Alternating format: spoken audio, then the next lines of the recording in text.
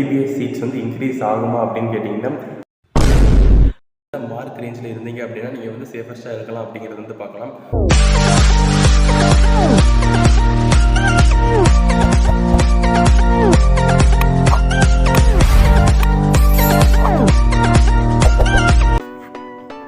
Hello friends, நம்ம brains Parker சேனலில் இன்றைக்கான வீடியோ எதை பற்றி அப்படின்னா நீட் 2023க்கான டேட் வந்து ஆல்மோஸ்ட் நெருங்கிட்டு இருக்கு. இந்த டைமில் நிறைய பேருக்கான ஒரு டவுட் வந்து இருக்கும். என்ன அப்படின்னா இந்த வருஷம் கட் ஆஃப் வந்து டிக்ரீஸ் ஆகுமா இல்லை இன்க்ரீஸ் ஆகுமா, ஆஸ் வெல் அஸ் இந்த வருஷம் MBBS சீட்ஸ் வந்து ஃபஸ்ட் இன்க்ரீஸ் ஆகுமா அப்படிங்கிற ஒரு டவுட் வந்து இருக்கும்.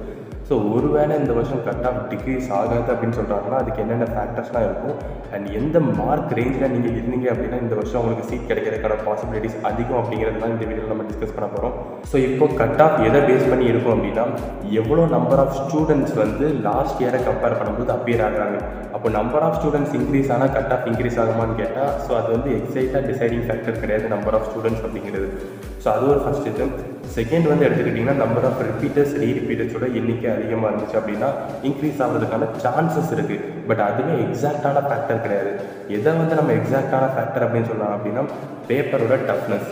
இன்னொன்று வந்து பேப்பர் ஈஸியாக இருந்தாலுமே பேப்பரோட லென்த்தினஸ் அதிகமாக இருக்குது. Like compare last year.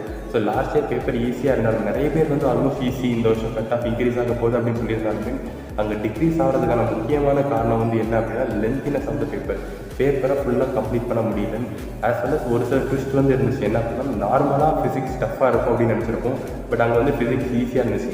Biology ஈஸியாக இருந்தாலுமே அவங்க வந்து லென்த்தினஸ் அதிகமாக இருந்துச்சு. இந்த மாதிரி ஒரு சில ட்விஸ்ட். ஓகே, இப்போ வந்து இந்த வருஷம் number of seats MBBS seats வந்து இன்க்ரீஸ் ஆகுமா அப்படின்னு கேட்டிங்கன்னா இன்க்ரீஸ் ஆகிறதுக்கான பாசிபிலிட்டிஸ் வந்து இருக்குது. இதுக்கு முன்னாடி வந்து நியூஸில் இன்க்ரீஸ் ஆகிறதுக்கான சார்ஜஸ் NMC வந்து அப்ரூவ் பண்ணுறாங்க அப்படிங்கிற மாதிரின்னு சொல்லியிருந்தாங்க. எல்லா 11 மெடிக்கல் காலேஜ்லையுமே 150 சீட்ஸ் அந்த ரேஞ்ச் கொண்டு வர்ற மாதிரி.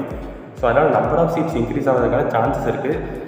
ஒருவேளை அது இன்க்ரீஸ் ஆகுது அப்படின்னா கட் ஆஃப் வந்து டிக்ரீஸ் ஆகுமா அப்படிங்கிற டவுட் வந்து உங்களுக்குள்ளே வரும்.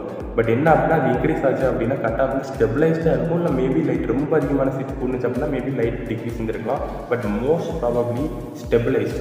இன்னொன்று வந்து என்னன்னா பேப்பர் வந்து ரொம்ப டஃப்பாக இருக்குது. நம்பர் ஆஃப் சீட்ஸும் இன்க்ரீஸ் ஆகுதுன்னா ஸ்லைட் டிக்ரீஸ் வந்து இருக்கலாம்.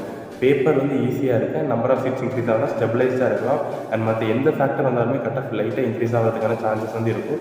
அண்ட் எந்த மார்க் ரேஞ்சில் நீங்கள் வந்து இருந்தீங்க அப்படின்னா சேஃபஸ்ட்டாக இருக்கிறதுக்கான பாசிபிலிட்டிஸ் இருக்குது. அது எல்லாத்தையுமே நம்ம வந்து இப்போ டிஸ்கஸ் பண்ணுவோம். இப்போ இந்த வருஷம் வந்து நீங்கள் எந்த ரேங்க்கில் ஆஸ் வெல் அஸ் எந்த மார்க் ரேஞ்சில் இருந்தீங்க அப்படின்னா நீங்கள் வந்து சேஃபஸ்ட்டாக இருக்கலாம் அப்படிங்கிறது வந்து பார்க்கலாம்.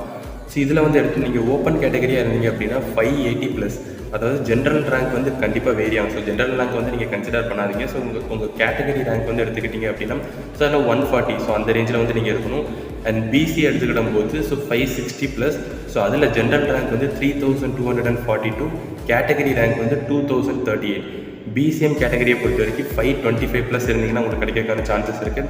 அண்ட் அதில் கேட்டகரி ரேங்க் வந்து 194. MBCயை பொறுத்த வரைக்கும் 520+.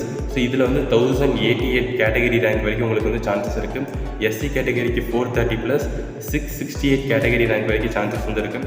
SCA கேட்டகரியில் 3%. அதில் வந்து 370+ இருந்தீங்க அப்படின்னா 118 கம்யூனிட்டி ரேங்க் வரைக்கும் சான்சஸ் வந்து இருக்குது. ST கேட்டகரியில் 350+. இதில் வந்து 37 கம்யூனிட்டி ரேங்க் வரைக்கும் உங்களுக்கு வந்து சான்சஸ் இருக்குது. இப்போது 7.5 ரிசர்வேஷன் எடுத்துக்கிட்டிங்க அப்படின்னா ஓப்பன் கேட்டகரிக்கு 360+, BCக்கு 300+, BCM 290+, MBC 300+, SC 290+, SCA 280+, and STக்கு 300+. இந்த மார்க் ரேஞ்சில் இருந்தீங்கன்னா நீங்கள் வந்து சேஃபஸ்ட்டாக இருக்கிறதுக்கான சான்சஸ் வந்து இருக்குது. இதில் வந்து மார்க் வேரி ஆகிறதுக்கான சான்சஸ் வந்து இருக்குது. இதோட கொஞ்சம் கம்மியாகிறதுக்கான சான்சஸ் வந்து இருக்குது. மார்க் வேரியேஷன் கண்டிப்பாக இருக்கும். பட் கேட்டகரி ரேங்க் வந்து ஃபிக்ஸ் இருக்குது. கேட்டகரி ரேங்க்கில் நம்ம ரேங்க் லிஸ்ட் வந்ததுக்கு தான் கிளியராக தெரியும். As well as question paper toughness அந்த மாதிரி எக்கச்சக்கமான ஃபேக்டர்ஸ் வந்து இருக்குது. அண்ட் இந்த ரேஞ்சில் இருந்தீங்கன்னா நீங்கள் வந்து சேஃபஸ்ட்டாக இருக்கிறதுக்கான சான்சஸ் இது வந்து ஜஸ்ட் சேஃபஸ்ட் ரேங்க் அப்படின்னு சொல்ல முடியும். எக்ஸாக்டான கட் ஆஃப் வந்து இது கிடையாது. ஒன்ஸ் இந்த எக்ஸாம் கம்ப்ளீட் ஆனதுக்கு அடுத்து கூட நம்ம ப்ரெடிக்ட் பண்ணுறது ஜஸ்ட் ப்ரெடிக்ஷன் தான். இப்போ வந்து கட் ஆஃப் வந்து உங்களுக்கு கொஞ்சம் அதிகமாக இருக்கிற மாதிரி இருக்கலாம் கம்பேர்ட் டு லாஸ்ட் இயர். அதுக்கு காரணம் வந்து என்ன அப்படின்னா எப்பவுமே வந்து கொஞ்சம் last year cut off compare பண்ணும்போது ஒரு 50 மார்க் 40 to 50 மார்க் ஹையராக ஏம் பண்ணுங்கள்.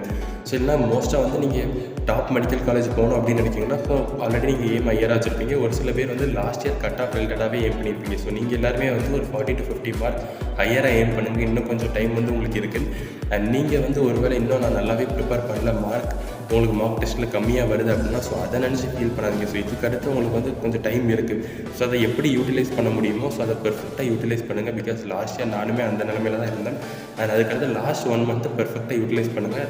லாஸ்ட் 3 மந்த் பிளான் ஆல்ரெடி நான் நம்ம சேனலில் அப்லோட் பண்ணியிருந்தேன். ஸோ நான் எதை வச்சு வந்து அந்த லாஸ்ட் 1 மந்தில் ப்ரிப்பேர் பண்ணேன். ஸோ அப்படிங்கிற எல்லாமே நான் வந்து ஆல்ரெடி அப்லோட் பண்ணியிருக்கேன். மறக்காமல் அதை வந்து செக் பண்ணுங்கள். அண்ட் மீதி இருக்கிற டைம் பெர்ஃபெக்டாக யூட்டிலைஸ் பண்ணுங்கள். ஏதாவது டவுட் இருந்துச்சுன்னா மறக்காமல் கமெண்ட் செக்ஷனில் கமெண்ட் பண்ணுங்கள். ஸோ இதோட இந்த வீடியோ வந்து கம்ப்ளீட் ஆகுது. இந்த வீடியோ உங்களுக்கு பிடிச்சிருந்தா லைக் பண்ணுங்கள், ஷேர் பண்ணுங்கள், கமெண்ட் பண்ணுங்கள். மறக்காமல் ஃப்ரெண்ட்ஸ் பக்கத்தில் சேனலை சப்ஸ்கிரைப் பண்ணுங்கள். தேங்க்யூ.